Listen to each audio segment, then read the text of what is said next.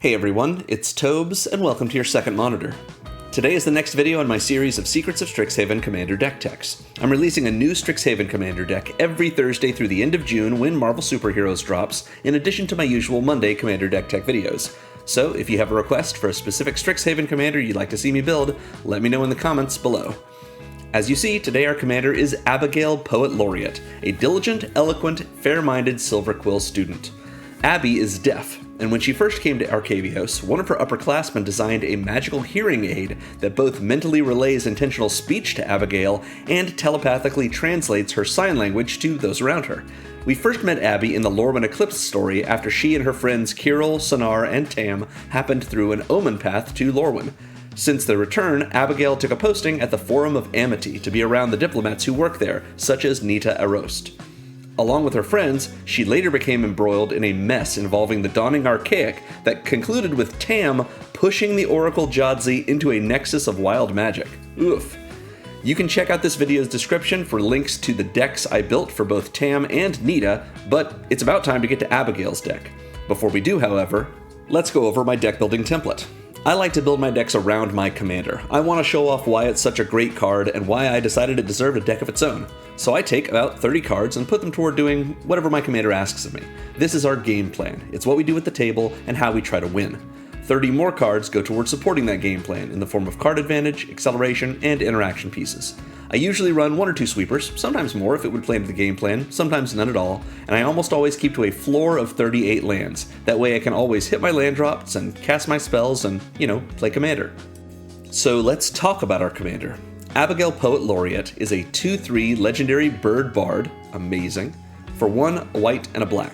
Abigale flies and says whenever you cast a creature spell, Abigale becomes prepared, meaning we have a copy that we can cast of its prepare spell in exile, and then when we cast it, Abby becomes unprepared.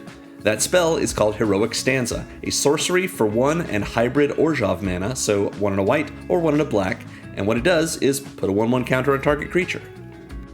So this is the second legend with a prepare spell on it that I've turned into a commander deck. Again, link is in the video's description. Much like her friend, Tamira, Abigale is easy to prepare. All we need is a creature spell, and Abby gives us access to her Heroic Stanza. In a way, you can look at her as giving all of our other creatures kicker for 2 to get a counter, but it's much better than that. We can put those counters on whichever creature we like, not just the one we cast, including Abigale herself. We can also wait to cast her stanza rather than casting it right away, even letting her drop the verse next turn before we cast another creature and prepare her again.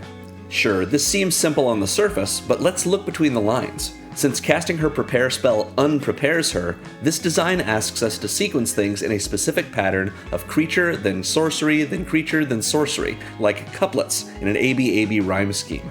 Sure, we can break our prosody when we need to, maybe write a little free verse while we try to get the most out of our mana, but if we can hit that rhythm, we've maximized the value she can give us. Or have we? Like I said, there's more to Abigale than a superficial reading can give us. Because her prepare condition necessarily asks us to put creatures into play, we end up with an ever-growing board of bodies that we can target with a follow-up casting of her stanza. That means we have ways to get value from almost every part of the process.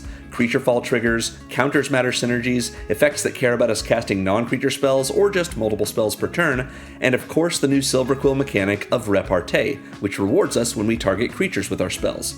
Throw in some old-style heroic creatures to supplement our repartee, a bunch of token generators to keep Abby prepared and to widen her audience, and a suite of combat enhancements to make that audience all the more dangerous when it rushes the stage, and we've got a game plan that speaks volumes. We get our commander out fast, then bring in buddies to prepare her for battle. We swing in with Abby in the air as she signs her stanza, empowering her allies, turning her epigrams into epics, and leaving all of our opponents with only elegies.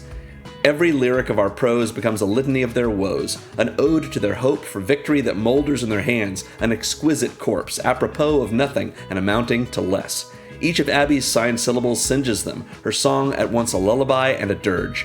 They can only meter their expectations as they meet her silent howl, and wonder how long before they can get back on the road, battered and bruised from all her beat poetry.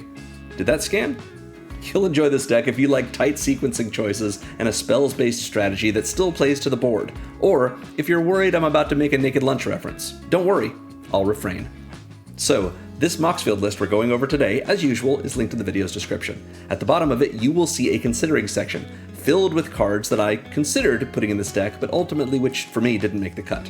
However, if you have a bigger budget or a smaller one, if you like what I've done with sort of doing all of the Abby things and you want to do more of it, or if you want to focus on one or two of the things that she does and go heavier on that, that considering section is a great place to begin when you build your own Abigale Poet Laureate deck. So, we're going to begin with the section that is most closely related to what Abby does herself, which is our Creaturefall section. These are all cards that trigger either, like Abby, when we cast a creature spell, or when we have creatures just enter the battlefield. So we're going to start with Anafenza, Kintree Spirit. This is double white for a 2/2 legendary spirit soldier that says whenever another non-token creature you control enters, so kind of similar to Abby, we have to have this creature enter, but rather than Abby who casts it, but obviously you don't cast tokens, so triggers in a similar way. When that happens, we bolster 1. Bolster means to put this number of counters on whichever creature we have with the least toughness. And if we have multiple creatures with the same toughness that is lower than all of the other creatures we control, we choose one of those and put a counter on it. So for example, if we had an X3 and an X2 and Anafenza, then we'd have to bolster either the X2 or Anafenza since they both have less toughness than the X3. If we only had Anafenza with 2 toughness and we had no creatures with 1 toughness, we'd have to put the counter on Anafenza. So what's nice about this is it's the first of our many cards that sort of double what our commander does. So Abigale basically says when you cast a creature spell, you get the opportunity to pay 2 mana and put a 1/1 counter on one of your creatures, which is good. Anafenza says when a creature enters, you get to put a 1/1 counter on one of your creatures. So it's a similar sort of thing. In a way, with that casting of a creature spell and then the creature entering, Anafenza is going to give us a counter and Abby is going to give us a counter, albeit once we cast Heroic Stanza from her.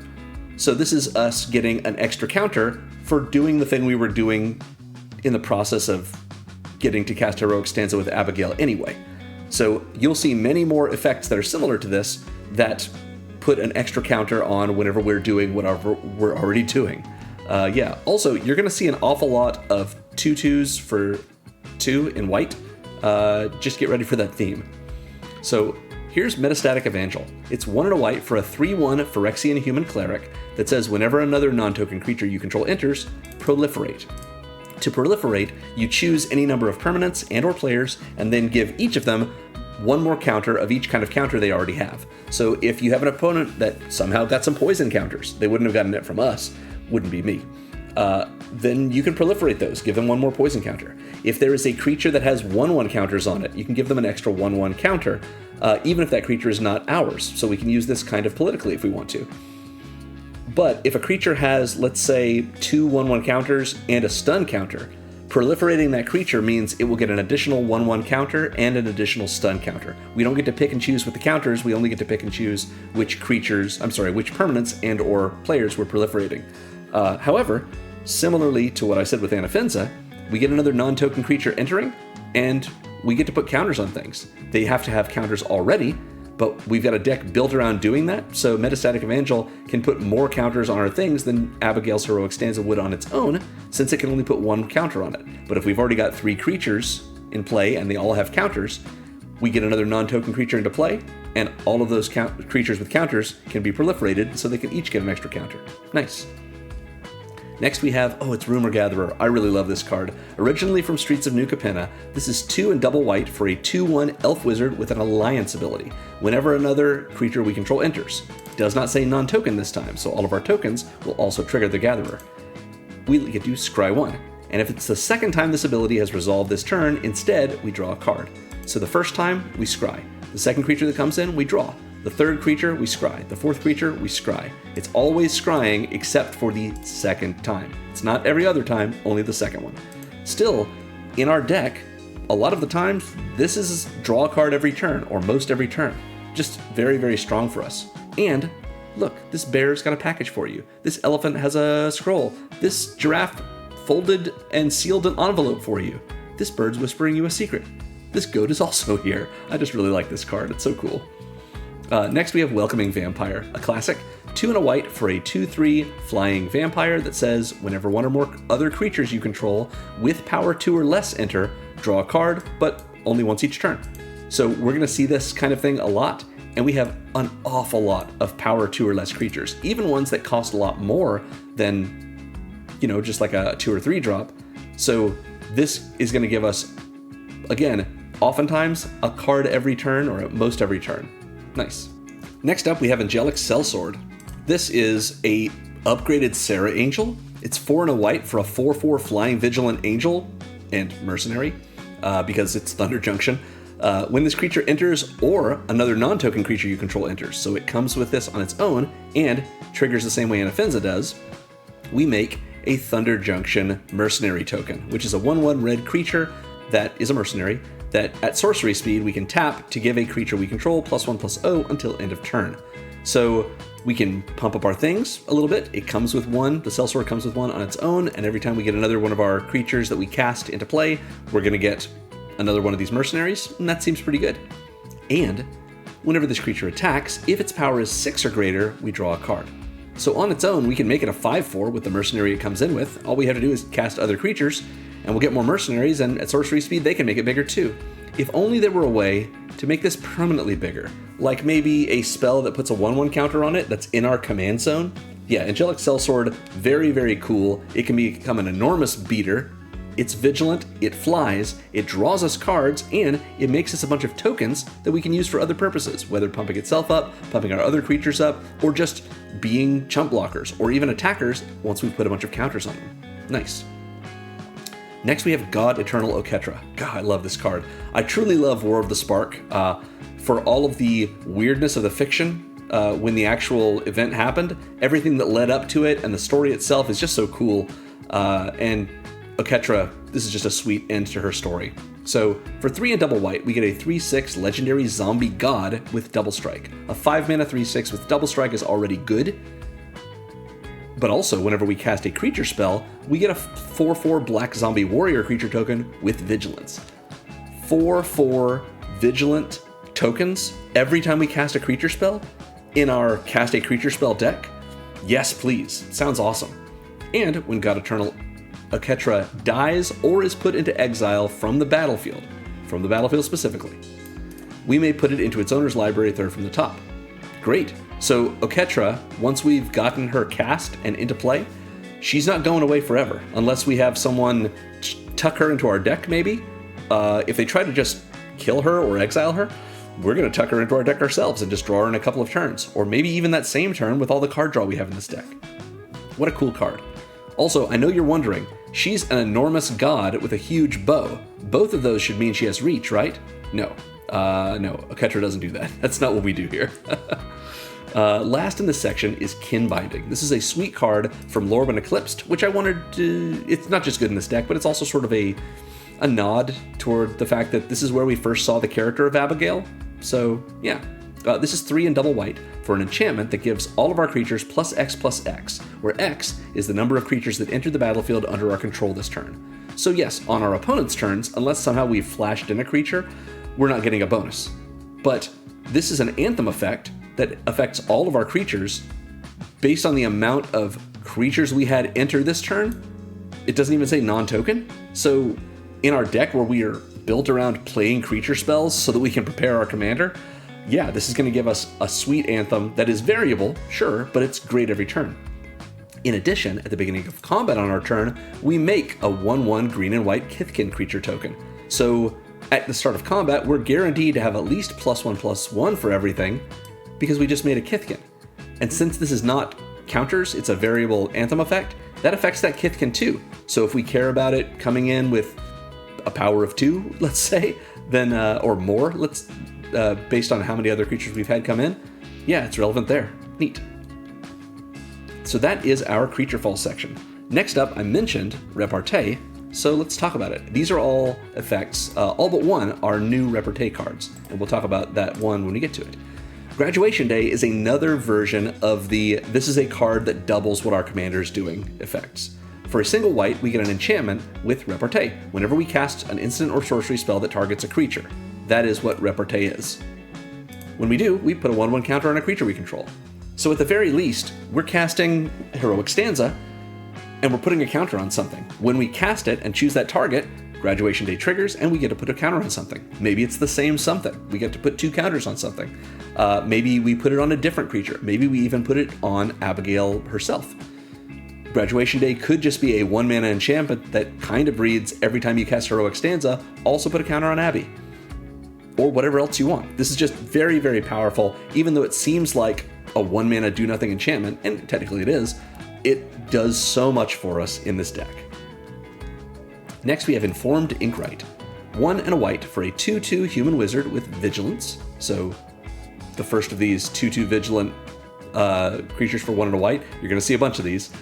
It has Repartee. Whenever we cast an instant or sorcery spell that targets a creature, we make a 1/1 white and black inkling creature token with flying.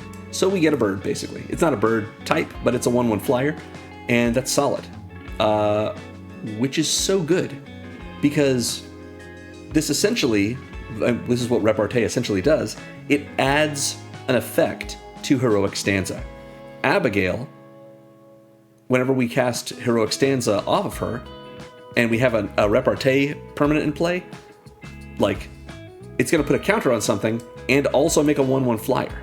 We can even get that 1/1 flyer in play and put the counter on the Inkwright if we want to make it even more protected, so that we can keep making flyers from it. And this is going to trigger, it's not limited to once each turn, just like our Graduation Day is not limited to an extra counter each turn. So yeah, Repartee adding things to Abigale's prepare spell is just a sweet way of looking at it. It's sort of like these are giving like a bonus effect, like kicker to it. I'm probably reaching with that, but yeah, it just feels really good to be able to do. Killian Inked Duelist is not from Secrets of Strixhaven, even though they reprinted him in the Commander decks. He is from original Strixhaven, and he's so good in this deck. He's just a good card in general. I have a Killian deck. This is a white and a black for a 2/2 legendary human warlock with lifelink and menace. 2/2 lifelink menace for 2, already good. But spells that you cast that target a creature cost 2 generic less to cast is a line of text that cannot be overstated. If we have a 2 and a white kill spell, it now costs 1 and a white. If we have a 1 and a black kill spell, it now only costs a single black, because this only discounts the generic mana cost. But we have a commander who lets us cast one spell over and over and over. That spell targets a creature, and it has a generic mana component. Making Heroic Stanza cost only Hybrid Orzhov mana. It costs either only a single white or a single black, rather than 1 and a white or 1 and a black. The difference between 1 and 2 mana in this deck is so huge.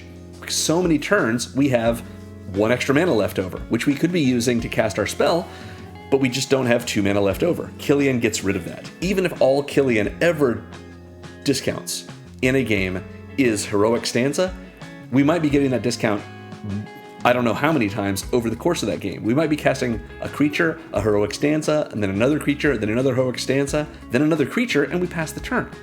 And what that ends up being is like 8 mana, which is not terrible for us, especially when it would have been 10 mana if we'd done it a different way. If we had gone the other way, like we start the turn prepared, we cast Heroic Stanza, then a creature, Heroic Stanza, a creature, Heroic Stanza. That's 7 mana when it normally would have cost 10. Killian helps us out by discounting, giving us basically 3 free mana that turn, and then 2 or 3 the next turn, and then 2 or 3 the next turn. Just amazing, in addition to helping out all of our other spells that target a creature. Yeah, very good. Next we have Scolding Administrator, another card that sort of doubles what Abigale does. A white and a black for a 2/2 Dwarf Cleric with Menace. 2/2 with Menace for 2, okay. With Repartee, whenever we cast an instant or sorcery spell that targets a creature, we put a 1/1 counter on this creature. So again, it's like Anafenza, but a little more restrictive. The counter has to go on the Administrator rather than on one of our creatures with the lowest toughness, but still, it's an extra counter whenever we cast our Heroic Stanza. So we're doubling what Abby's doing. Plus, when this creature dies, if it had counters on it, we put those counters on up to 1 target creature. Great. We don't lose the counters if we put the counters on the Administrator, which gives us a reason to put counters on the Administrator, or to put them on anything else because it's going to get counters on its own. Great. Next we have a Snooping Page. This card is so much fun. 1 a white and a black for a 2/3 human cleric with Repartee. When we cast an instant or sorcery that targets a creature, this creature can't be blocked this turn. And when it does combat damage to a player, we draw a card and lose a life. So we get a trigger off of our Heroic Stanza or whatever other spell we've cast to trigger Repartee, and we get a unblockable 2/3 that's going to do 2 damage to an opponent and essentially 1 damage to us in order for us to draw a card. Very, very cool. It pumps up, it gives us a reason to pump up this creature, so it does even more damage to our opponents and is harder to kill. And then again, as long as we're casting Heroic Stanza every turn, we're also doing guaranteed damage with unblockable and drawing cards every turn. And the fact that it loses this life is not a big deal because we have so much incidental life gain in this deck, and also I would always pay a life for an extra card. So yeah, what a cool creature in this deck. We don't even have to target it to get all of this value out of it, but if we do, we get even more value. Stirring Hopesinger really shows how powerful Repartee is. Also, incredible art. Love it. This is a 1/3 Bird Bard for 2 and a white with flying and lifelink. And Repartee, when we cast an instant or sorcery that targets a creature, we put a 1/1 counter on each creature we control. So if we target our Snooping Page, let's say, Stirring Hopesinger is going to trigger and put a counter on every creature, including itself, including Abigale, and including the page before Heroic Stanza even resolves to put that second counter on the page. So yeah, every time, if we're getting multiple castings of spells that would trigger Repartee in a turn, we're putting counters on each of our creatures multiple times in that turn. The fact that this affects itself too is so strong, and it hits Abigale, of course. Yeah, just really gets out of hand for our opponents, and it's just delightful for us. Next, we have a kind of a cool one. It's Conciliator's Duelist. This is double white and double black for a 4/3 core warlock, perhaps a Corlock. I really like how the Omen Paths have left us up to since they've been open, they've brought a bunch of creatures from other planes onto Strixhaven, so we get to see creature types that we didn't get to see the first time, even though there's lots of creatures on Strixhaven, on Arcavios rather, that, you know, that are of different types. Like, it makes me wonder, is this core from Zendikar? Could be. Don't know. Anyway, it's a 4/3 for 4 that says when this creature enters, we draw a card, and each player loses a life. We were willing to be the only one that lost a life with that Snooping Page, and we had to attack with it. This one just enters and draws us a card and drains everyone for 1, including us. That's totally fine. And its Repartee trigger is, whenever we cast an instant or sorcery spell that targets a creature, we exile up to 1 target creature. Does not say creature you control. Return that card to the battlefield under its owner's control at the beginning of the next end step. So this, I call this slow flickering. So if we have our Repartee trigger on our turn, which we often do since Heroic Stanza is a sorcery, then we are getting rid of either one of our own creatures because we want to rebuy its enters trigger when it comes back at the end step, which could even be the Duelist itself. We have it come back at the end step, it's a 4/3 that's untapped now, and it draws us a card and drains each opponent. That's totally fine. But we can also hit an opponent's creature, and now they don't have that creature to block with. Maybe they had a bunch of counters on that creature, and those counters are gone when the creature comes back. Creature's not going to be around for them to do anything with until the next end step, which means maybe we've used this as an evasive ability, you know, so that they can't block with it. Maybe we've used it as removal because that creature might have been like a token copy of something. Or maybe we've hit their commander with it, and they have to decide, well, I'm going to get it back at the end step, but I may need to protect it somehow because I don't know if someone's going to flash in a Containment Priest or something, so that now that it's in exile, it cannot re-enter, and it's just going to be stuck in exile forever. So only now do I have the option to put it in the command zone. So yeah, we can just treat it as hard removal that way for that commander. In any case, there's a lot you can do with this card, and while its casting cost is a little bit mana intensive, it gives us a lot of value, and it does a lot for us. Just, that's 2 ways of saying the same thing. Don't listen to me. I don't know what I'm doing here. Last in this section is Forum Necroscribe. 5 and a black for a 5/4 Troll Warlock that has Ward, discard a card. Very cool. And Repartee. whenever we cast an instant or sorcery spell that targets a creature, we return target creature card from our graveyard to the battlefield. It's just reanimate. Reanimate without having to lose any life. We reanimate a creature every time we heroic stanza, which is amazing. Being able to do this over and over and over means we don't have to worry about attacking. We attack in with impunity. We build up our stuff big enough, we swing in. If our opponent casts a removal spell, if they cast a, if they block with something, whatever it may be, or when they attack, we don't mind blocking either, because the Necroscribe is just going to say, again, Repartee adds effects to Heroic Stanza. Every time we cast Heroic Stanza and put a counter on something, we don't even need to resolve to put the counter on it. We cast something and it just reanimates.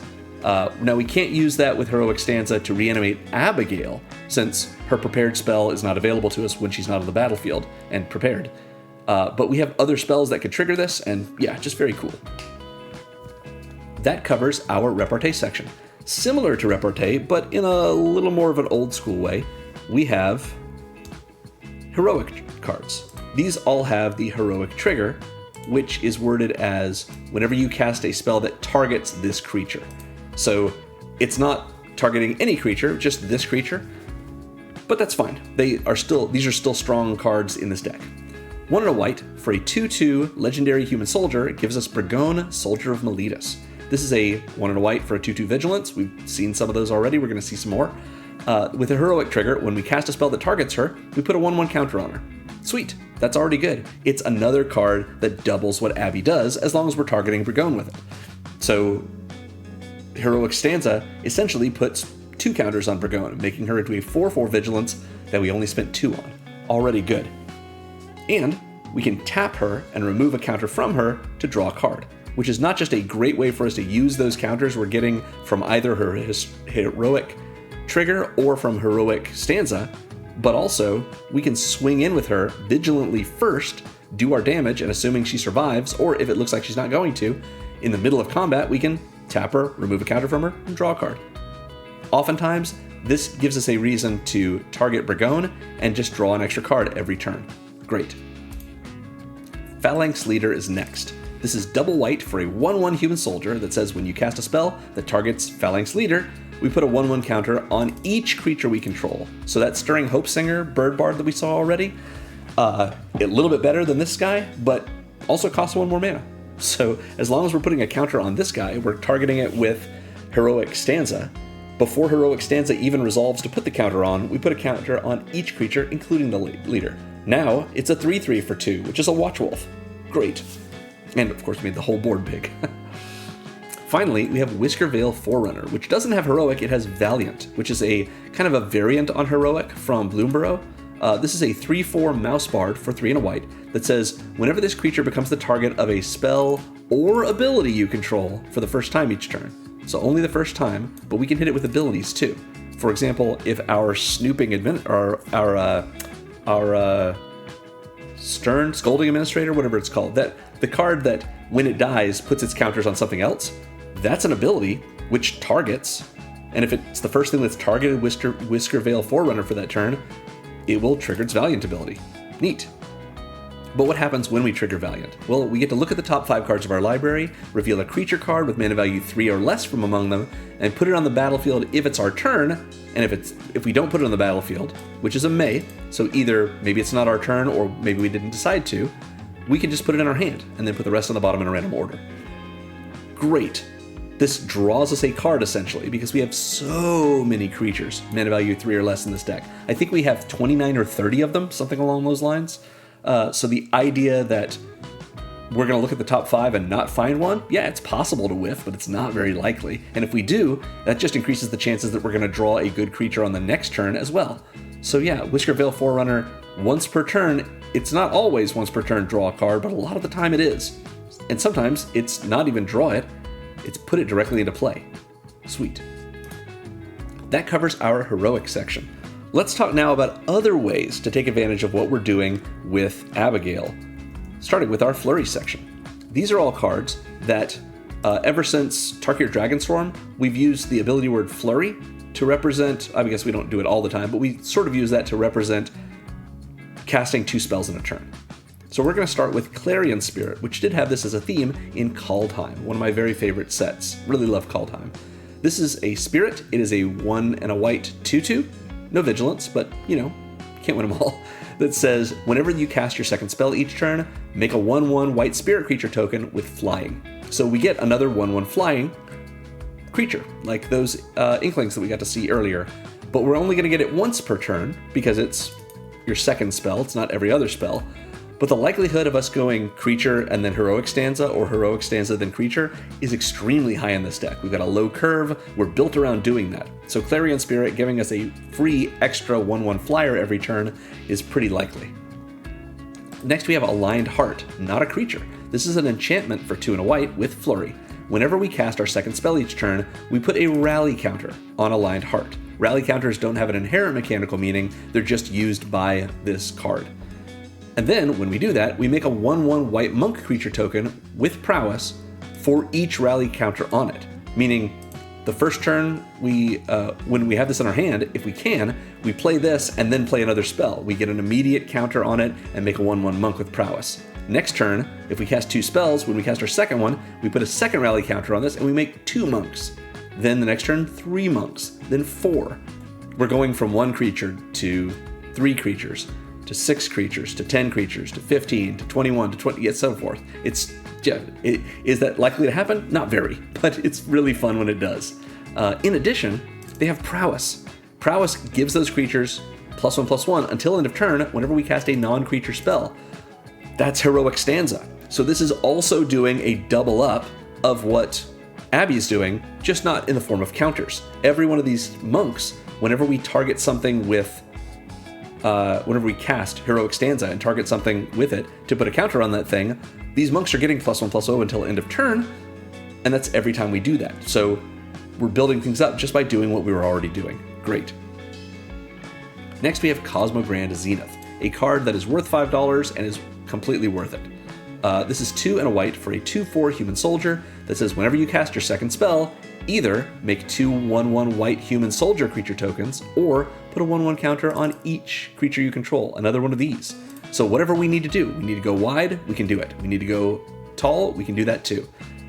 Every turn, we get 2 tokens, or a counter on everything, including the Zenith, the Cosmogrand I should say, or including Abigale, and including Abigale. So yeah, lots of power in this little 3 mana 2/4. Next we have Sunstar Lightsmith, 3 and a white for a 3/3 human artificer that says whenever you cast your second spell each turn, put a 1/1 counter on this creature and draw a card. So it's another duplication, or repetition I should say, of Abigale's effect. If we're casting our second spell and assuming it's Heroic Stanza, we're putting a counter on something. It doesn't have to be the Lightsmith, but the Lightsmith is also going to put a counter on something, which is itself. And we draw a card as well. Again, casting 2 spells every turn is very easy, so drawing an extra card every turn, even easier, because we're able to cast more spells since we're drawing more cards. Love that. Last in this section is a sweet card from the Avatar The Last Airbender set. It's the Legend of Yangchen. If you know Avatar's lore, but you don't know who this creature is, or this person is, then do you really know the lore? No, I'm kidding. Obviously, I had to look this up too. The Legend of Yangchen is about the airbender avatar, the air nomad avatar, I should say, that came before Aang. Since, I should say airbender, since they're all airbenders. That's what avatars are. Before Aang was Roku, before Roku was Kyoshi, before Kyoshi was Kuruk, and before Kuruk was Yangchen. As I understand it, they wrote a whole novel about this character, maybe more than one, and she was like a political operative and spy and blackmailer, and she used that to keep peace in the world between the nations and the organizations. Just a very cool concept for a character, and unbelievably beautiful art. Just love it. But what does she do? Well, this is a saga. If you haven't seen sagas before, this is an enchantment that when it enters, and at the start of your first main phase, it gets a lore counter, and then triggers the ability that is linked to a number that's equal to the number of lore counters on it. And normally, after the last ability has resolved, it gets sacrificed, but not so with this one, as you'll see. So when it first comes in, it gets its first lore counter, and that first chapter ability is, starting with you, each player chooses up to 1 permanent with mana value 3 or greater from among permanents your opponents control. exile those permanents. So the way this normally plays out at a table, this kind of effect, is we choose the scariest, most hateful thing that we don't want in play that when opponent controls, that's mana value 3 or greater. And then we know that that's going to get exiled no matter what else anyone else chooses. Usually, everyone else at the table will say, well, that's going away no matter what. We can just make this into a regular, single target removal spell if we all just choose that same thing. And if they do, that's great. Oftentimes, however, the controller of that thing is going to choose something else because they don't want to be the only one who's lost something. This could be everyone choosing something different and 4 permanents leaving the battlefield. None of them are going to be ours, and they're all going to be powerful, or they're all going to be mana value 3 or greater at least. So it's sweet to be able to do this and get multiple things because probably nothing is helping us. It's just helping our opponents. And so because occasionally, it's not always true, in fact, it's not usually true, that the person whose permanent gets targeted with this is going to be like, well, I'm not going to be the only one who loses something, and they, sort of retributively target someone else, or spitefully, I should say. However, sometimes someone's going to say, well, I have the opportunity here to get rid of something that's dangerous to me too, so I'm going to do that. Which encourages us maybe to hit the person that's next in turn order, or at least isn't right before us in turn order, because it gives the other players options for other things that they can choose, rather than just choosing the thing that we saw. Every little choice here is more information, and I really like that for the flavor of Yangchen. Similarly, Chapter 2 is you may have target opponent draw 3 cards, and if you do, draw 3 cards. This is Secret Rendezvous, which is originally a Strixhaven card. It's a May, essentially. So we can either make a deal with someone, give them 3 cards, and then we get 3 cards as well, or no one gets any cards. Again, we're doing the politicking, and that's Yangchen for you. The last chapter exiles the saga and returns it transformed to the battlefield under our control, meaning it will not be sacrificed since it's already left the battlefield and come back as a new game object. It comes back in as Avatar Yangchen, a legendary avatar that's a 4/5 flyer that says whenever we cast our second spell each turn, we airbend up to one other target non-land permanent. Meaning we exile it, and while it's exiled, its owner can cast it for 2 generic mana rather than its mana cost. Which is so cool. Being able to use our Flurry ability as just guaranteed removal. We get rid of something our opponents have, maybe it is their commander. And we've got the Containment Priest thing going on again, and rather than putting it in exile and casting it for its airbend cost, they put it back in the command zone so they can avoid the Containment Priest. Because remember, they can recast it for 2 generic mana, but timing restrictions still apply. So if we hit something that they can't cast at flash speed, then they're going to have to wait till their turn to get rid of it. Meaning we've gotten something dangerous off the board, maybe we have removed a blocker so that we can swing in, whatever we need to do. We can also continue to use this politically because we can ask our opponents, hey, let you draw 3 cards, what would you like me to get rid of? We can do that kind of thing too. Or we can use this to rebuy our own stuff and exile our own non-land permanent so that we can recast it again right away, assuming we have that mana, which means we've cast our 3rd spell for the turn, since this would only have happened as our 2nd spell, or gives us an ability to hit a 2nd spell with fixed mana on our next turn. So yeah, Avatar Yangchen gives us a lot of value here beyond just essentially like Elspeth Conquers Death style of value from the front face, and ECD is one of my very favorite sagas of all time. So yeah, very cool. That is our Flurry section. Let's talk now about all of our other payoffs. Just to round things out, these are, like these last 4 sections we've seen, cards that give us value for doing what we're already doing in this deck. So let's take a look at all the ways we get that. Dusk Legion Duelist is 1 and a white for a 2/2 Vigilant, one of these, Vampire Soldier, that says whenever 1 or more +1/+1 counters are put on this creature, we draw a card, but only once each turn. So another card that gives us a reason to put our Heroic Stanza counter on it, because it turns it into card draw. It adds to our trigger for Heroic Stanza. I would have put this in the Heroic section, except it doesn't care about being targeted, it cares about the counters. So if we target it with something else, it's not as helpful, but yeah. a great option for us. And of course, it's a vigilant 2/2 that just gets bigger if we put counters on it. So yeah, we're going to want to. Even better is Generous Pup, which I think is the most expensive card in our deck. This is 1 and a white for a 2/2 vigilant. Yep, another one of these. Dog, cute dog, that says whenever one or more +1/+1 counters are put on this creature, put a 1/1 counter on each other creature you control, but only once each turn. So it's not quite the same as our Stirring Hope Singer, for example. But if we target this with our Heroic Stanza, when it resolves, we put a counter on it. It will trigger and put a counter on everything else. So it sort of makes Heroic Stanza into, as long as we target the pup with this, we're actually getting a counter on everything, including Abigale. Sweet, very good. Ardbert, Warrior of Darkness, is next. I don't know Final Fantasy, so this is maybe Ardbert. I don't know who this is. Let me know in the comments if you know who this is and you think that they're cool, because I think this is a cool card. This is 1 and a white and a black for a 2/2 Legendary Spirit Warrior with 2 cast triggers. Whenever we cast a white spell, we put a 1/1 counter on each legendary creature we control, and they get Vigilance until end of turn. And whenever we cast a black spell, we put a 1/1 counter on each legendary creature we control, and they get Menace until end of turn. So not only are we getting more counters whenever we're casting our spells, again, doubling up kind of what our commander does, they're going on all of our legendaries, which includes our commander and includes Ardbert himself. And, or themselves maybe, not really sure. Not just that, but our commander is white and black.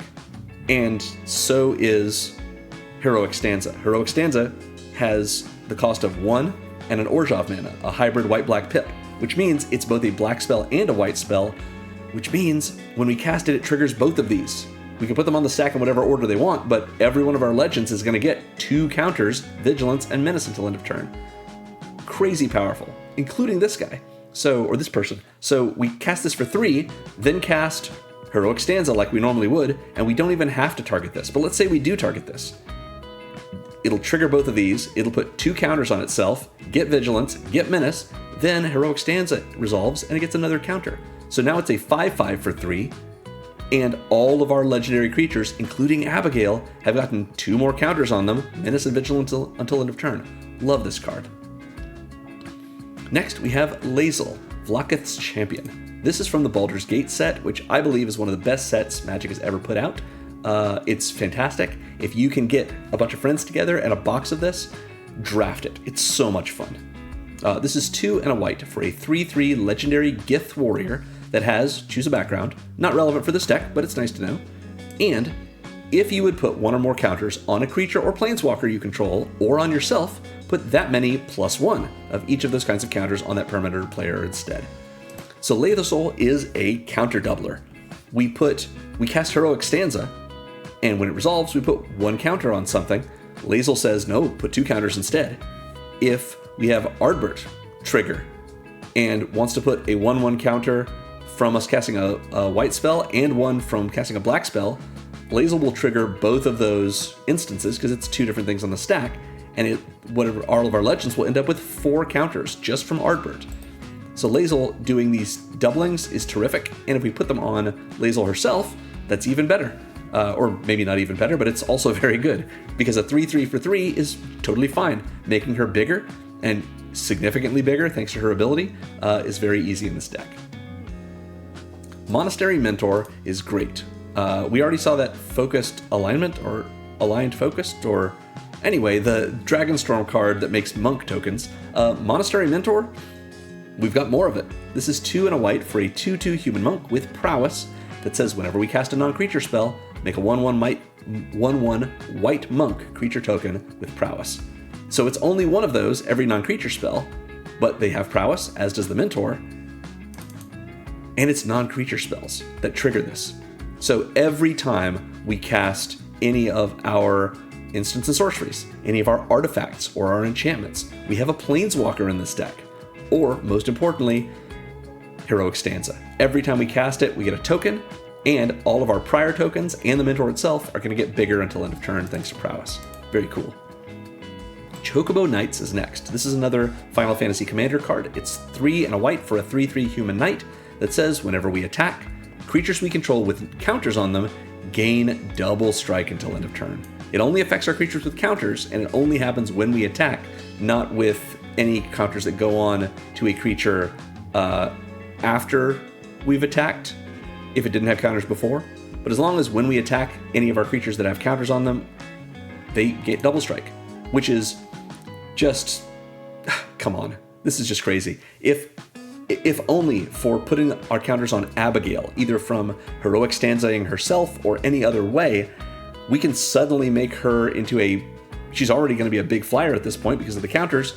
Now she's a big double striking flyer that can kill our opponents with commander damage sort of outright. The fact that we've got so many evasive creatures in this deck is powerful, especially in the form of flying. Chocobo Knights just makes everything into a bigger threat than it was.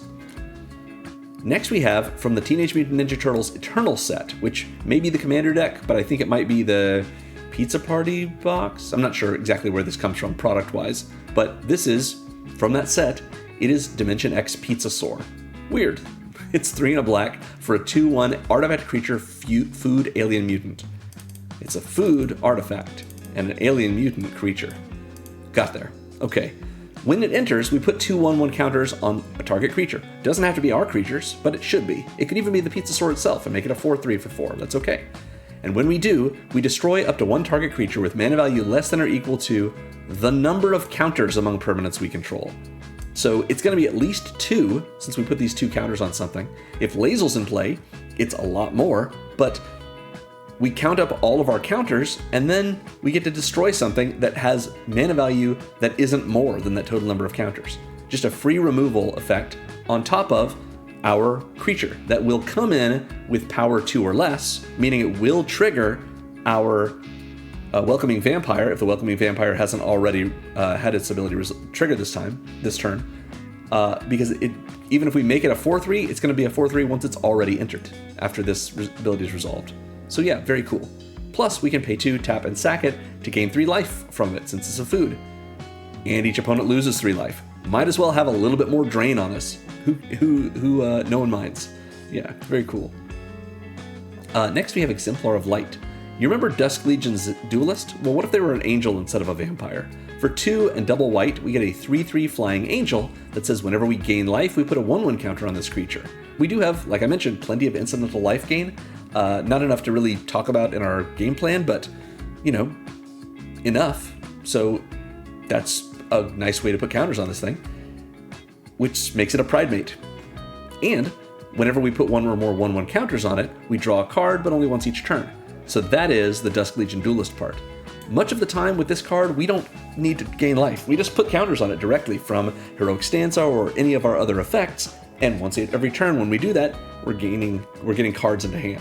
So having this effect twice for the Dusk Legion Duelist and the Exemplar, very nice, especially since the Exemplar can trigger itself and put counters on itself whenever we gain life, which, like I mentioned, we have several ways of doing, even if it's just cracking the Dimension X Pizzasaur. Next up, a great way for us to gain life is Tenured Inkcaster. This is 4 and a black for a 2/2, so still triggers our Welcoming Vampire Warlock. When it enters, we put a 1/1 counter on a creature. It could be itself, that's fine. And when a creature we control with a +1/+1 counter on it attacks, each opponent loses a life and we gain a life. So just a straight up drain effect that says, like, if we've made a bunch of 1/1 Inklings or 1/1 Spirits, a bunch of little 1/1 flyers, and we've had any effect that's put a single counter on all of our creatures, we attack with all of those little 2/2 flyers, and suddenly, if we've got like 8 of them attacking, each opponent loses 8 life and we gain 8 life. And then they get to swing it to actually go in and do their damage. The ability to gain and most importantly drain life with Tenured Inkcaster cannot be overstated in this deck, since so many of our creatures are going to have at least 1 counter on them thanks to Heroic Stanza. Very cool. Finally in this section we have Professor Onyx. Not just a Liliana Planeswalker, she's in drag here. No, not drag, I guess. In disguise? Incognito? One of these things. She's pretending to be a different person. She's pretending not to be Liliana Vess. But it's a Strixhaven card, originally. So we want to have a Professor at Strixhaven, since it's a Strixhaven deck. This is 4 and double black for a 5 loyalty Liliana Planeswalker with Magecraft. Whenever we cast or copy an instant or sorcery, each opponent loses 2 and we gain 2. Great. More drain, more life gain. not a problem. Especially since we're going to be casting an instant or sorcery in the form of Heroic Stanza basically every turn. So Liliana is going to put in work for us. And that's before we even look at her loyalty abilities. +1 is we lose a life, which is fine because we probably have gained some already, in order to look at the top 3 of our library, put 1 in our hand and the rest in the graveyard. So our Necrosage, our Forum Necrosage, has a even better way of bringing creatures back from our graveyard. We don't even have to have them die. Lily can just put them there in the process of us finding the best of the 3 top cards in our library and putting it in our hand. Great.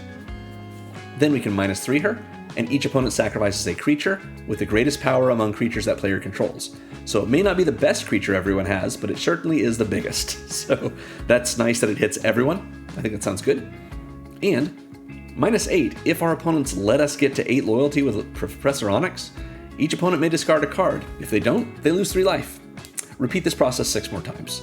So everyone's either discarding or losing 3, 7 times total, for either discarding 7 cards or losing 21 life, or some combination. Very, very strong.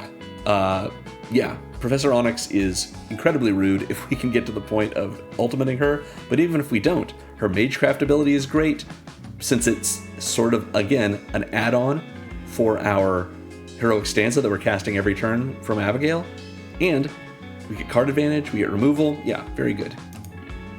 And that covers our payoff section, and most of the things that are in our game plan. Oh, hey, do you feel like liking the video? Nice, thanks for giving me that like. Yeah, I'm just kidding. You don't actually have to like the video if you don't want to. I appreciate you watching either way. Thank you for joining me. In any case, let's keep things going and get into our support sections of our game plan, starting with our card advantage section, which as usual I have tagged as draw. It doesn't mean all these cards do the draw a card action. It just means that these give us access to additional cards. So we've already seen Brigone. We can tap her and remove counters from her to draw a card. Dusk Legion Duelist draws us a card once every turn when we put a counter on it, or any number of 1/1 counters on it. Joined Researchers, this is a great Strixhaven card. This is a 2/2 Human Cleric Wizard for 1 and a white with First Strike. So 1 and a white for a 2/2, but not Vigilance.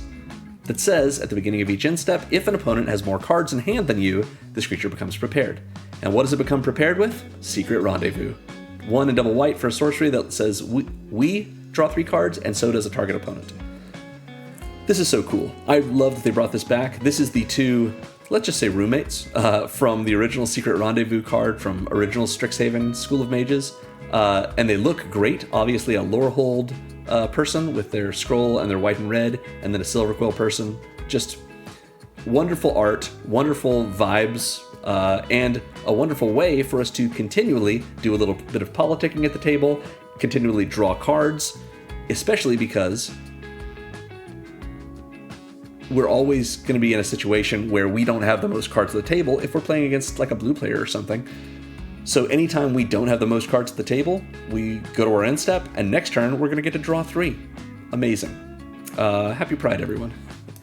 Next up, we have the Mind Stone. Mind Stone is not the Mind Stone, which was recently, as at time of recording, recently announced in the Marvel Superhero set. This is just plain old Mind Stone, probably better. This is 2 generic mana for an artifact that taps for colorless, so it's a mana rock, and we can pay 1, tap and sack it to draw a card. So it's fine. We usually use this to accelerate ourselves, but if we are desperately in need of a card, or if it's just late game and we don't need our Mind Stone anymore since we have plenty of mana sources, we can cash it in, get a different card. Sounds good. Next up, Scheming Silvertongue. Such a cool card. 1 and a black for a 1/3 Vampire Warlock with Flying and Lifelink that says, at the beginning of your second main phase, if you gained 2 or more life this turn, this creature becomes prepared. So again, we have plenty of incidental life gain in this deck, and if it's the second main phase, we sure could have attacked with the Silvertongue, and with its lifelink, gained 1 life. So all we need to do is gain 1 other life, and it becomes prepared. Or we just use Heroic Stanza to put a counter on this and make it a 2/4.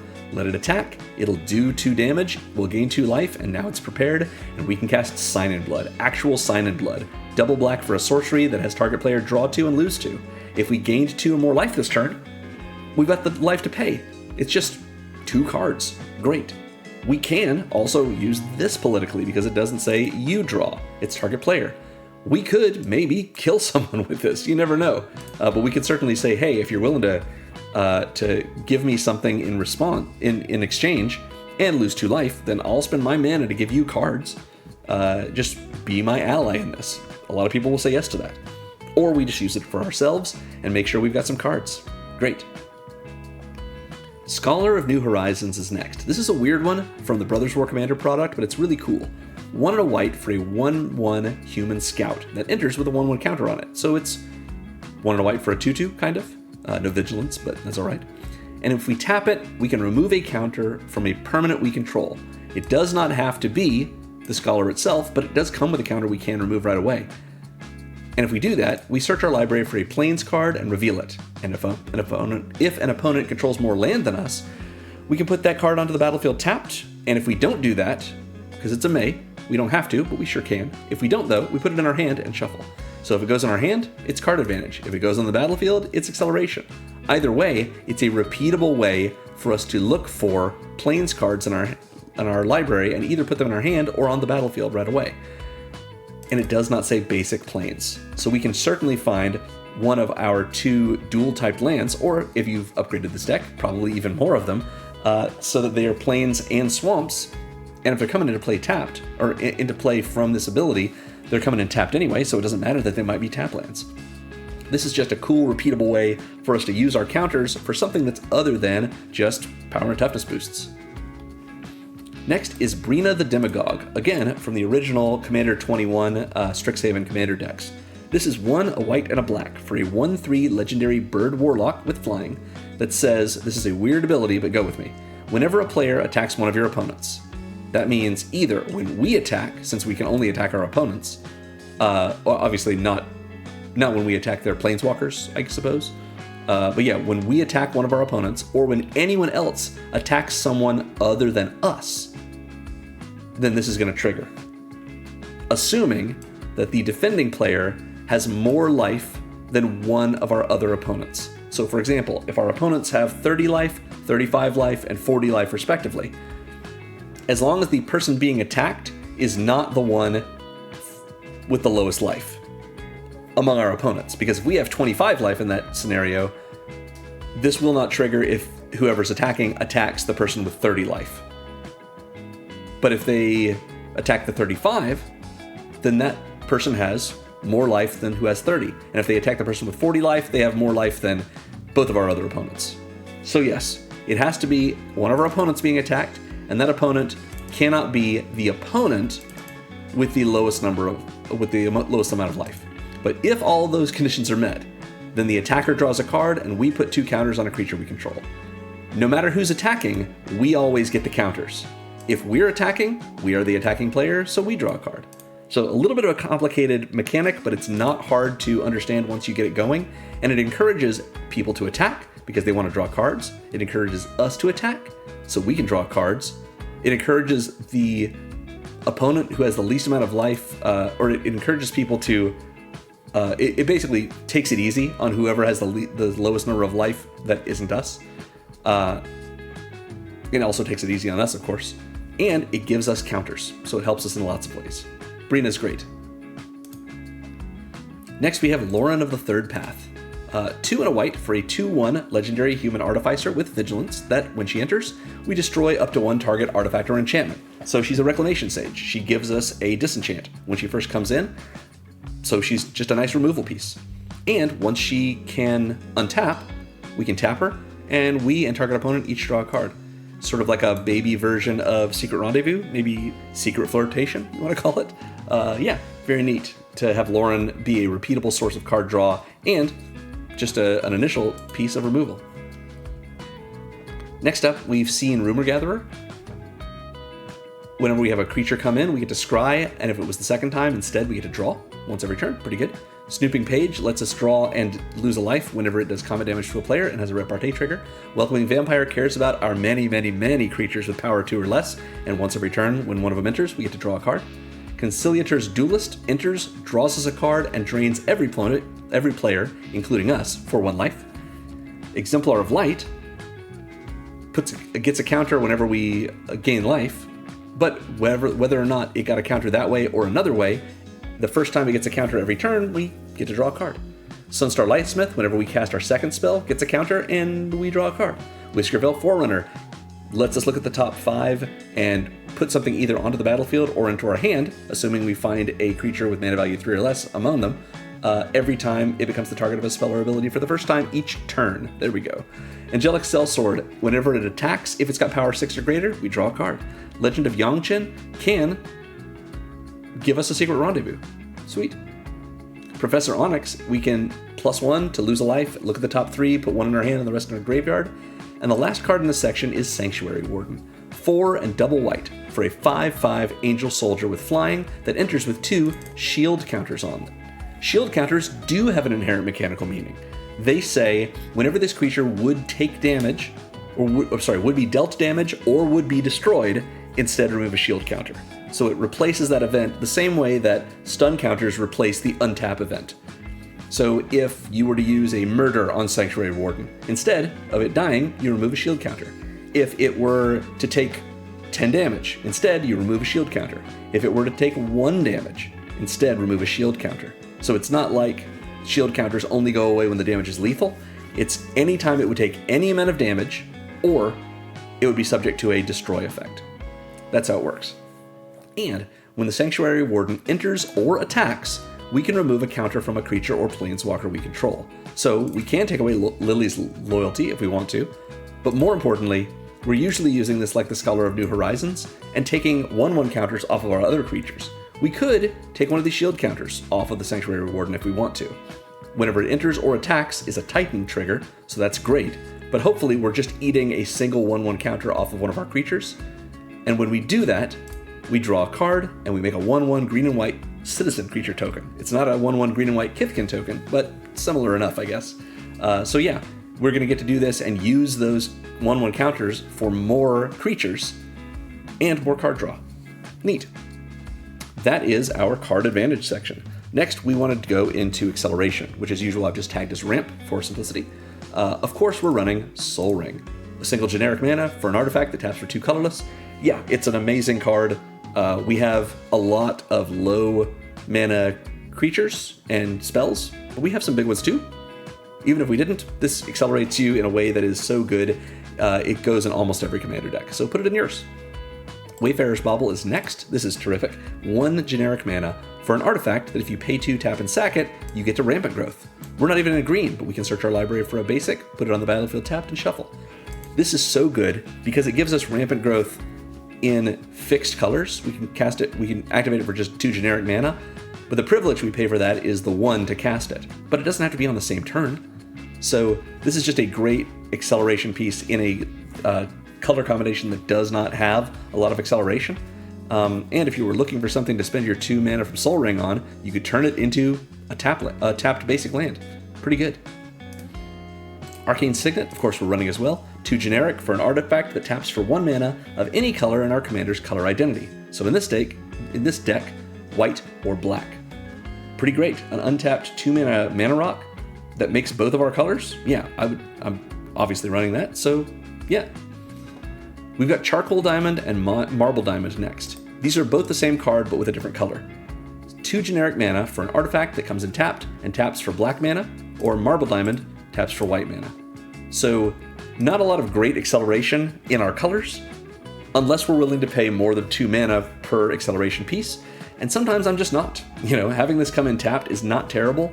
So being able to have a 2 mana rock that makes colored mana for us is worth it. So that's what we're doing with these diamonds.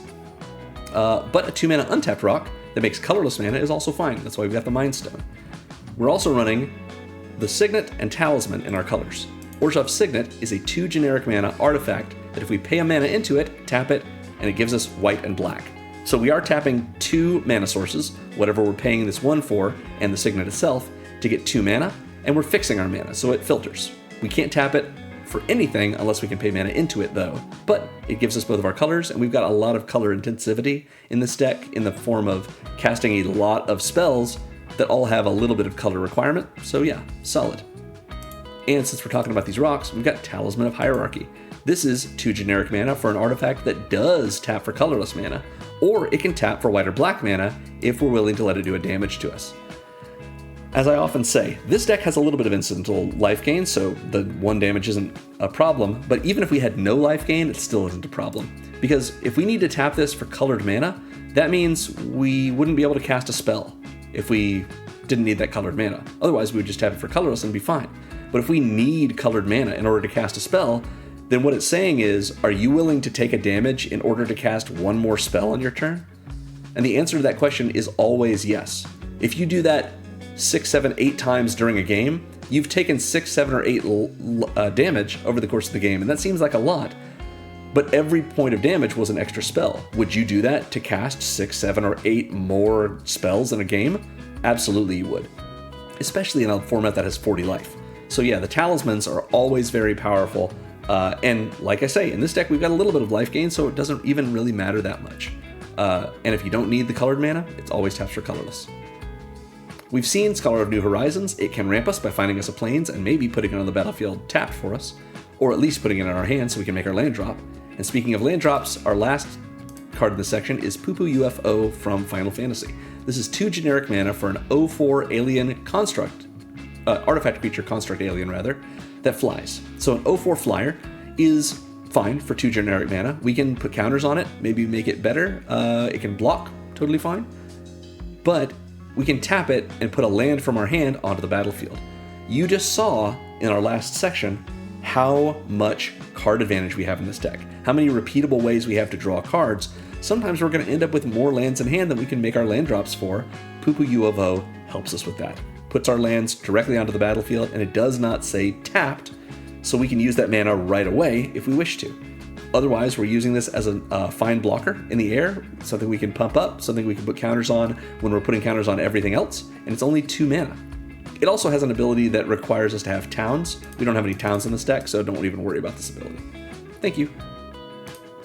That covers our acceleration section. Let's go now to interaction, which as usual I've tagged as removal. So we're running from Avatar: The Last Airbender, Curious Farm Animals. It's a single white for a 1/1 boar, elk, bird, ox, because it's all of those. Notably, it's a bird. That's nice. And it says when this creature dies, we gain 3 life, and if we pay 2 and sack it, we can destroy up to 1 target artifact or enchantment. So it's one of these Cathar Commando kind of variant cards, which is totally fine. It gives us a way to kill it, gives us something that we can easily pay cheaply or cast cheaply in order to prepare our commander. And when it dies, a little bit of life gain. Not bad. Path to Exile and Source of Plowshares, I often say, are almost the same card. They're both a single white mana for an instant that exiles a target creature and gives that creature's controller a kickback. Source of Plowshares lets that creature's controller gain life equal to the creature's power, and Path to Exile lets that creature's controller rampant growth. So, both of these are very strong effects. Both of them are very cheap. They're a single white, unconditional exile-style instant speed creature removal. Yeah, put them in your white decks. Come on. Anguished Unmaking. The price has dropped thanks to Secrets of Strixhaven Commander, so we're running it. It's 1, a white, and a black for an instant that exiles target non-land permanent and costs us 3 life in the process. But it's exile, it's all non-lands, and it's instant speed. Wow, crazy. A very sad moment in the story, but yeah, awesome. We've seen Lauren. Lauren is a Reclamation Sage, destroying an artifact or enchantment when she comes in. We haven't seen Murderous Rider. This is 1 and double black for a 2/3 zombie knight with lifelink, a little bit of life gain. It says when it dies, we put it on the bottom of its owner's library.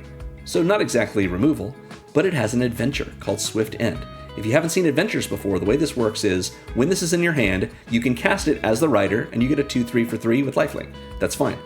Or you can cast it as its adventure, this Swift End instant, and once that resolves, the card goes to exile and you are allowed to cast the creature only from exile whenever you want to, at sorcery speed.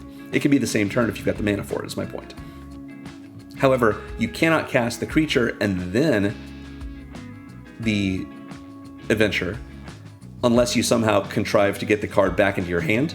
You have to either send it on an adventure and then have it arrive, or just have it show up. But Swift End is the reason it's in this section. 1 and double black for an instant that says destroy target creature or planeswalker and you lose 2 life. So it's Heroic Downfall? Hero's Downfall? Heroic Down? Whichever one of those it is. It's another word of use of heroic, like the heroic mechanic or our heroic stanza, but it also costs us 2 life for the same cost as the Murderous Rider. So we kill something, we put a creature in play. When we've cast it, we prepare our commander. It enters, we cast Heroic Stanza to put a counter on this. It's got lifelink. When it dies, it goes back into our library. That's fine. We've seen our Conciliator's Duelist. It can remove creatures our opponent controls whenever we trigger its Repartee ability. Only until the end step, but still, we can get rid of them. Dimension X Pizzasaur can destroy a creature with mana value not greater than the number of counters we have on all of our creatures, and it puts 2 counters on one of our creatures when it enters. Legend of Yongchen can get rid of at least 1 mana value 3 or greater permanent, and can airbend things when she's Avatar Yongchen. And Professor Onyx's middle ability, her -3, makes each opponent sack a creature with the greatest power among their creatures. So yeah, that is our interaction section. We are only running 1 Wrath in this deck, and it is Austere Command. This is 4 and double white for a sorcery that says we choose 2. Destroy all artifacts, all enchantments, all creatures mana value 3 or less, or all creatures mana value 4 or greater. About a quarter of our deck, a quarter of our creature count, I should say, is mana value 4 or greater. Everything else is little. So if we want to choose both of these, we destroy every creature in the battlefield, and that's totally fine to do. Sometimes we don't really have many artifacts or many enchantments in play, so we can get just everything big, keep most of our creatures, and maybe we lose our Soul Ring in the process. No big deal. Maybe we lose our Graduation Day in the process. No big deal. So yeah, works out great for us generally with the way we're playing it, but of course we can just do a hard Wrath if we need to. And that covers our support sections for the deck. We're going to go into all of our supplemental sections now, many of which we've already seen, but I want to show you how they are tagged so you can see how these cards are used in this deck. For example, this is our uses section. These are all 3 cards that let us make use of our counters beyond just caring about them. So Brigone, we can tap her and remove counters from her to draw a card. Scholar of New Horizons, we can tap to remove counters from any of our permanents to find a plains, and either, based on our opponent's land counts, put it on the battlefield tapped or into our hand. And Sanctuary Warden, when it enters or attacks, lets us remove a counter from a creature or planeswalker we control to draw a card and make a 1/1 citizen. That is our uses section. Now, we've been talking about these counters a lot. Let's talk about all of our counters here. These are all the ways we have to put counters on our creatures. We've seen a lot of them so far. I didn't put this in the game plan section, even though it could fit, just because the game plan section could get big at that point. And really, counters are important to our game plan, but they're not the be-all and end-all of it. So let's talk about them. Graduation Day, and you're going to see a lot of this, like it sort of doubles what Abigale does in its own way. Graduation Day puts counter on things when we trigger Repartee. And Offensa, when we have a non-token creature enter, we bolster 1. Generous Pup puts counters on all of our creatures other than the one we put a counter on when we put a counter on a creature. When we have another non-token creature enter, we proliferate all of our counters with Metastatic Evangel. Phalanx Leader, when we trigger its heroic trigger, we put a counter on each creature we control. Scolding Administrator puts counters on other creatures when it dies, based on the number of counters it already had, and of course puts counters on itself when we trigger Repartee. Ardbert puts a counter on all of our legendary creatures whenever we cast a white spell or a black spell. Brina puts 2 counters on one of our creatures whenever any of our opponents gets attacked, as long as they're not the opponent that has the lowest life total among them. Cosmic Grand Zenith, when we cast our second spell, we can choose to put a counter on all of our creatures. When we trigger Repartee, Stirring Hopesinger puts a counter on all of our creatures. We have not seen 3 of these. Dimension X Pizzasaur comes in and puts 2 counters on things. Tenured Inkcaster comes in and puts 1 counter on something. Unbreakable Formation is 2 and a white for an instant that gives all of our creatures indestructible until end of turn. So it's a protection spell. But if we cast it during our main phase, thanks to Addendum, we put a 1/1 counter on all of our creatures, and they also gain Vigilance until end of turn. So all of those, 1 and a white for a 2/2 Vigilance I've been joking about, what if everything had Vigilance, everything had a counter, and nothing was able to be destroyed? Very cool. Next we have Rosa, Resolute White Mage from the Final Fantasy main set. Actually, from the starter decks, I guess? Interesting. So she's 3 and a white for a 2/3 legendary human noble cleric with reach. This is an archer that has reach. Sorry, Oketra. Rosa says, at the beginning of combat on your turn, put a +1/+1 counter on target creature you control, and it gains lifelink until end of turn. So more life gain, and it pumps up our stuff. It can pump up Rosa at the start of combat. That same turn she comes down if we cast her before combat and we target her. Yeah, just a nice way to continually put more and more counters on our creatures in sort of a Luminarch Aspirant sort of way. Nice. And finally, we have Smile at Death. A so cool card. Such a cool card from Tarkir Dragonstorm. References Alesha, who smiles at death. Again, happy Pride, everyone. It's relevant at time of recording. Just a really cool card. I love a 3 and double white enchantment that does powerful things. In this deck, it does a lot of powerful things. Because I know you've been looking, as we've been going through this deck, at all of our creatures that have power 2 or less, because they trigger Welcoming Vampire. Well, at the beginning of our upkeep, with Smile at Death in play, we get to return up to 2 target creature cards with power 2 or less from our graveyard directly into the battlefield, and we get to put a 1/1 counter on each of those creatures. So we don't mind letting our stuff die, including Abigale herself, who is a 2/3 when we have Smile at Death in play, because we'll just bring it back during our upkeep. Bring Abby back and something else. Then the next turn, bring something else beyond that. Maybe what we bring back is our Dusk Legion Duelist. So we bring back our 2/2, put a counter on it, triggers the Duelist, we get to draw a card right away. Yeah, we're all set. Love it. That covers all of our counter section. Let's go now to the small section of drain cards. I just wanted to collect them here. We've seen all of them. These are ways to just make our opponents lose life without combat damage. So technically, Scheming Silvertongue, we can Sign and Blood our opponents, so we can make them lose life that way. Conciliator's Duelist, when it enters, we draw a card, and everyone, including us, loses a life. Dimension X Pizzasaur can be cracked as a food to gain us 3 life and make each opponent lose 3. Tenured Inkcaster drains each opponent for 1, and we gain 1 each time any of our creatures with a 1/1 counter on it attacks.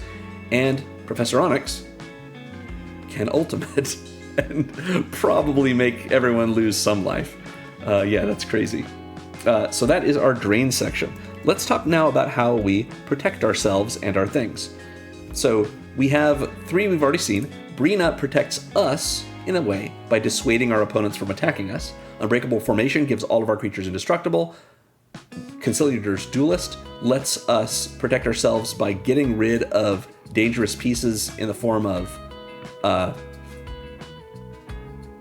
creatures of our opponents when we do a slow flicker on them, but also if we think that, if there's a way for us to protect our own things by flickering it, that's a possibility too. It's kind of a weak inclusion in this section, but a solid card in general. And we haven't seen the Swifties. Swiftfoot Boots is 2 generic mana for an equipment that equips for 1 and gives the equipped creature hexproof and haste. Haste could be relevant in this deck, but oftentimes we're putting these on Abigale so she just can't be targeted and we get to keep doing our things over and over. Or maybe we put it on something else that's valuable and then put it back on Abigale. It only equips for 1 or only costs 1 to equip. So yeah, pretty good. That is our protection section. Let's look at our evasion now.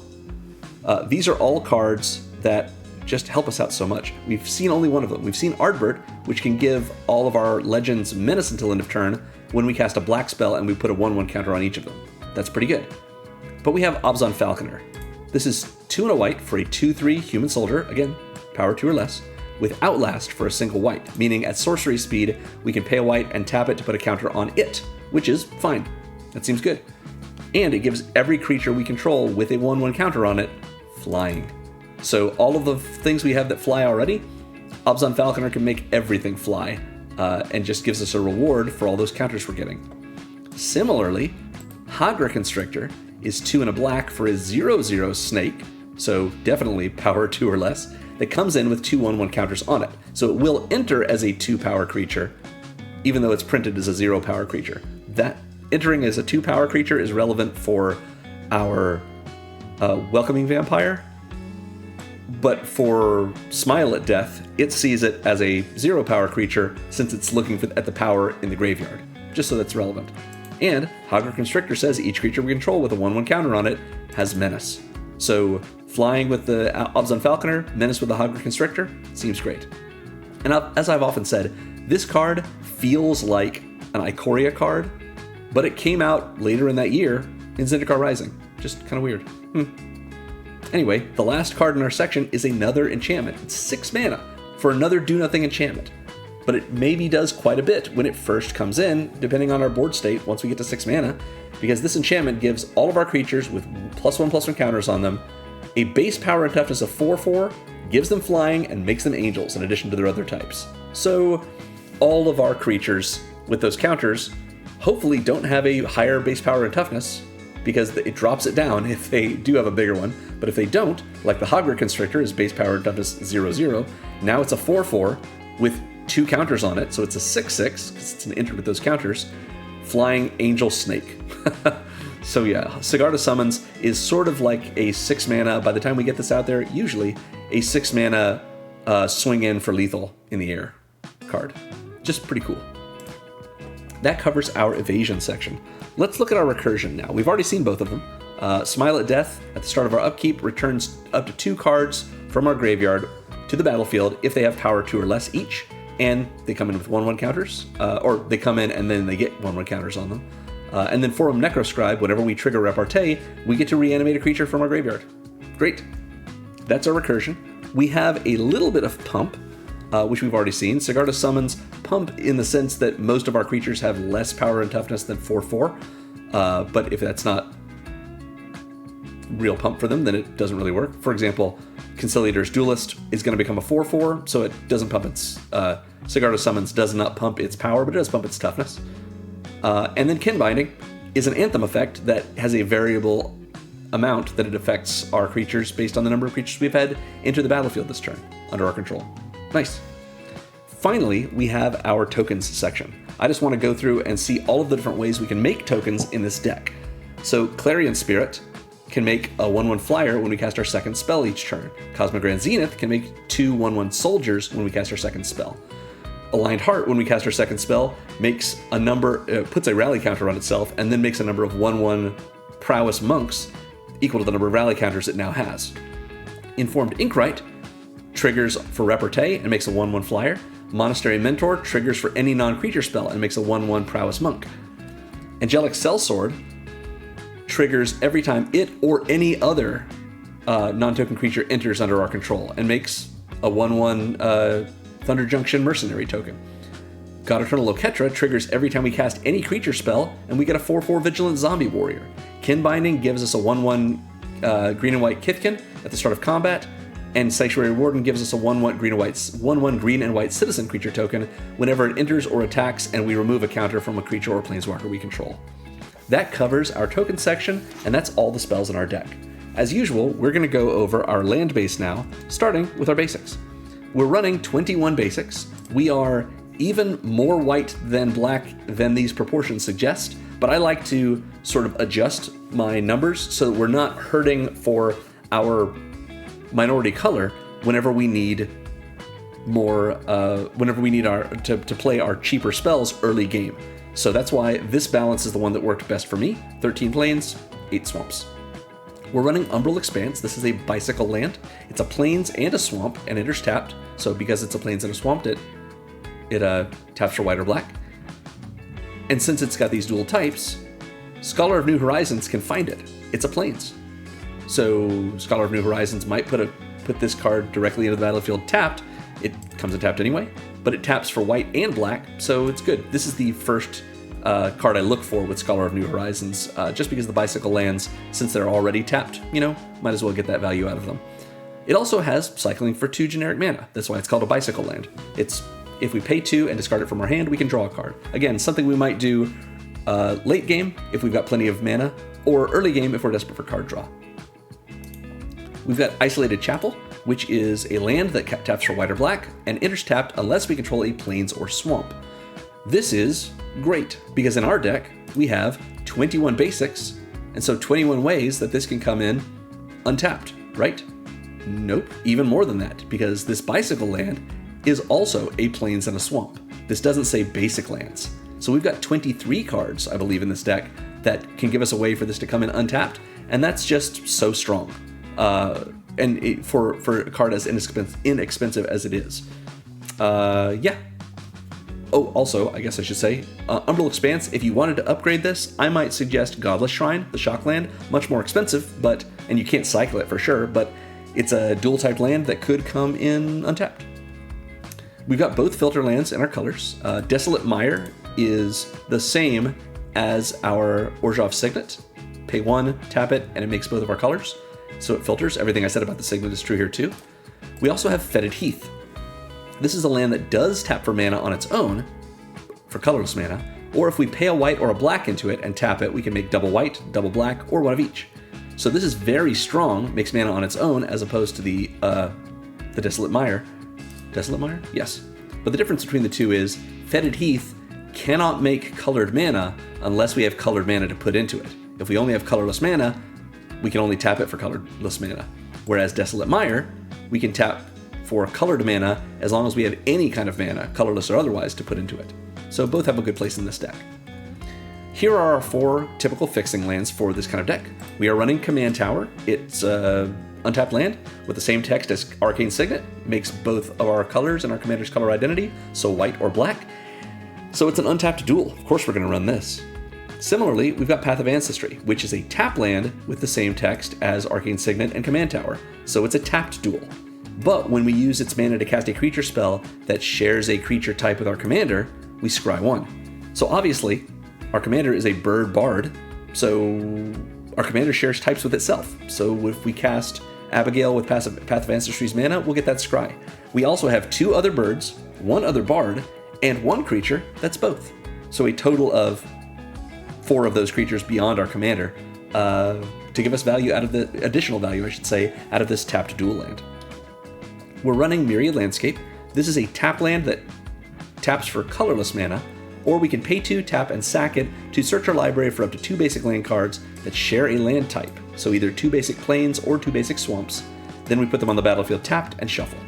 So this comes in tapped, the lands it finds come in tapped, and it requires us to pay mana into it and sack it in order to go get them. But it is 1 land drop that turns into 2 lands in play that make our colors, and probably in this, unless we've just got a bunch of plains in play already, we're probably going to find plains with it. If we have plains in play, we might find swamps. So yeah, this is acceleration, but it's slow acceleration, if you'll pardon the oxymoron. Similarly is Temple of the False God. This is a land, not everyone likes this land, but it taps for 2 colorless mana, and it comes in untapped. It's a soul ring on a land, it's a soul land. We just can't tap it at all unless we have at least 4 other lands in play, so 5 including itself. Which means, usually, this is not doing anything for us before turn 5, at least. And so if our opening hand is a swamp and a Temple of the False God, we probably want to mulligan that, assuming no other mana sources. However, acceleration is best in the early game, but it's not ineffective late game or even mid game, so Temple of the False God is a solid card to include in decks of the power level of this one. So yeah. We are running Caves of Koilos. It is a pain land. It is exactly the same as our Talisman of Dominance, but on a land. So everything I said about that is true here too. Tap it for colorless if you don't need colored mana. Tap it for colored mana if you do need it, and be glad that all it costs is this pain. I have been saying lately that with the pain lands, if you wanted to side grade into Bright Climb Pathway, it's not as good and it costs several more dollars. But it's a possibility if you just don't like the idea of pain lands. This is a modal double-faced land that either comes in as an untapped white source or as an untapped black source, and you don't get to choose later. But yeah, I like the pathways. They've just gotten a little pricey since Zendikar Rising and Kaldheim haven't been printed in a long time. So yeah, a good option. We are running Shine Shadow Snarl, the most difficult to pronounce of the reveal lands. It taps for white or black, and as it enters, we can reveal a plains or swamp from our hand, and if we don't, it comes in tapped. So we have all of those basics and 2 dual-type lands, so we've got 23 cards in our deck that make this come in as an untapped duel, which is pretty great. If you wanted not to take that chance, you could pay a lot more money, and you could play the Bleachbone Verge, since the Verge lands are recent and expensive but good, from Duskmourn and Aetherdrift. That would be what I would upgrade this to.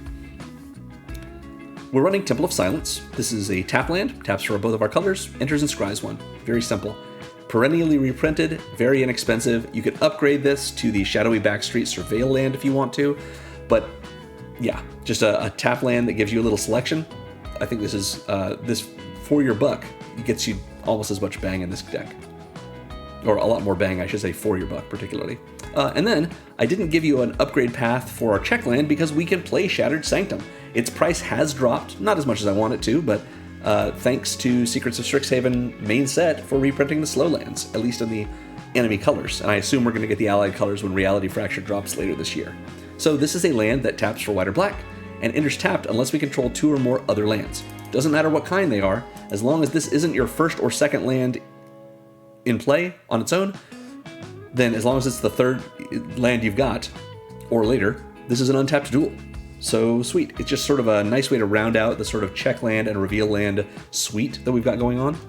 Similarly, we're running Eclipse Step. It's the new Orzhov Tango land, which I wish the price had dropped more at this point, but it hasn't yet. It's a plains and a swamp, just like our bicycle land, and it enters tapped unless we control 2 or more basic lands. So the same text as our Shattered Sanctum, except it requires lands to be basic, but the trade-off is it has basic types of its own. So we've got 21 basics in this library. It's fine. Yeah, run this. It's very good. It's another thing you can fetch with Scholar of New Horizons as well. Last, these are our utility lands. I like to run Demolition Field in most of my decks. The reason being that the power level of the decks I make for this channel is usually intended for a pod of people who don't want any land destruction or mana denial. Mass land denial is one thing when it comes to the bracket system, but some people just don't want to have their lands messed with at all, and that's fair. Not everyone wants that in Commander, but sometimes you have an opponent who's playing a Voltron deck with a huge commander, and they're running a Rogue's Passage and making it unblockable. Or they've got a Glacial Chasm or a Maze of Ith, and they're making it so we can't attack in and do an appreciable amount of damage to them.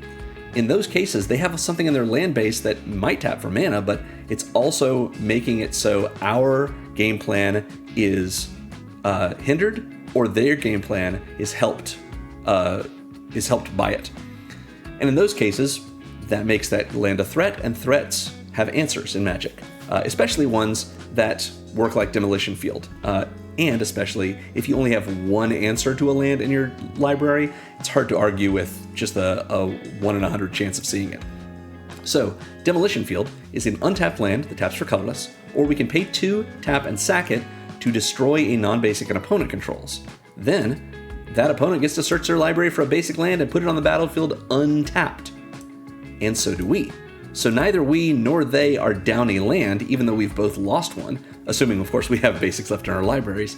So we haven't been denied mana, but we have been denied that they were denied that problematic non-basic. And most people at the table are going to say, well, you didn't cost them any real mana, so it's fine, even as a one of. That said, you could, of course, use this to destroy lands that are problematic because they make a lot of mana, and then you are denying them a little bit of mana, but not a whole lot. Even like getting one of their bounce lands or something. I don't know. That's the kind of thing I typically don't do. I want to see that that the land I'm hitting with it is a threat, not just non-basic. I don't want to use Demolition Field just to use it. Anyway, it does make mana for us, so it's a low cost of inclusion. Next we have Hall of Oracles. This is a land that comes in untapped, taps for colorless. We can pay 1 and tap it to make a mana of any color, so if we have a lot of mana but we're desperate for a little bit more colored mana, we can filter through this. Or, at sorcery speed, if we've cast an instant or sorcery this turn, we can tap it without paying any mana to just put a counter on a creature. So this is one more way we can double up on what Abigale does. If we've already cast Heroic Stanza, then we've cast an instant or sorcery, and so we wait until we can do something at sorcery speed, tap the Hall of Oracles, and put one more counter on something. Great. We're running Rogue's Passage of our own.